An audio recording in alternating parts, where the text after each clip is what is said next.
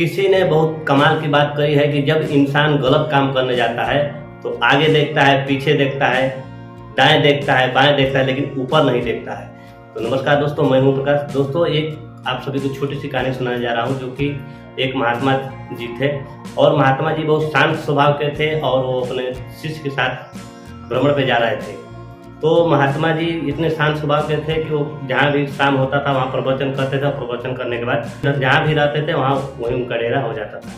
एक दिन की बात है कि शिष्य को लेकर भ्रमण पे जा रहे थे, तो एक मछुआरे ने मछली पकड़ रहा था, तो जिसमें शिष्य ने देखा तो शिष्य को देखा नहीं गया। वो मछुआरे के पास जा करके मछुआरे को समझाने लगा कि तुम हिंसा कर रहे हो, अहिंसा के रास्ते पे आओ।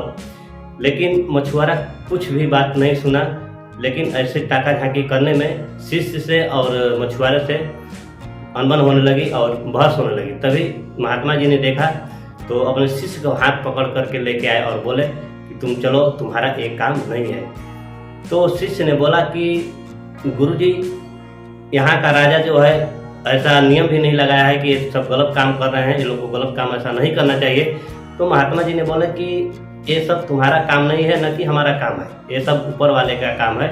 उसका काम जो है उसका काम करने दो, ऊपर वाला खुद फैसला सुना देगा। शिष्य को लेकर के महात्मा जी चल पड़े।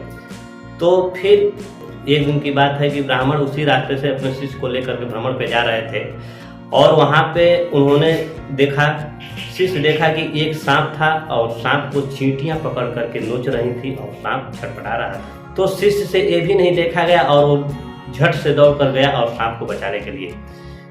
तो भी महात्मा जी देखे और शिष्य को हाथ पकड़ लिए, बोले कि ये तुम्हारा काम नहीं है। तो शिष्य बोला, गजब आदमी है महाराज, अगर मैं किसी को बचाने जाता हूँ तो आप बचाने नहीं देते हैं, अगर कोई गलत काम करता है उसको रोकता हूँ तो आप रोकने नहीं देते हैं। तो महात्मा जी बोले कि बेटा, तुम्हारा एक काम नहीं है, ऊपर वाला खुद फैसला करेगा।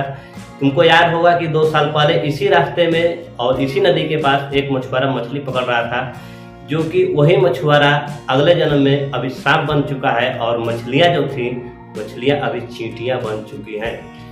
तो वही अपने कर्म का फल भोग रहा है, जो कि चींटियां मछलियां बनी थी, वही चींटियां उस सांप को नोच नोच करके खा रही हैं, क्योंकि मछुआरा जैसा कर्म किया है वैसा फल भुगत रहा है। तो दोस्तों, कहानी छोटी सी है लेकिन सार बहुत लंबा है। दोस्तों, इसमें आगे पीछे दाएं बाएं देखने की बात नहीं है। कहने का मकसद यह है कि आप सभी के पास अच्छा वक्त आता है तो उस समय भगवान के नाम नहीं लेते हैं। तो दोस्तों, जो गलत काम किया उसके उसी के हिसाब से उसको फल भोगने को मिलता है। तो मछुआरा जैसा कर्म किया था वैसा कर्म उसको भोगना पड़ रहा है, क्योंकि मछलियां जो थी वो चींटियां बन चुकी थी अगले जन्म में और मछुआरा जो था सांप बन चुका था।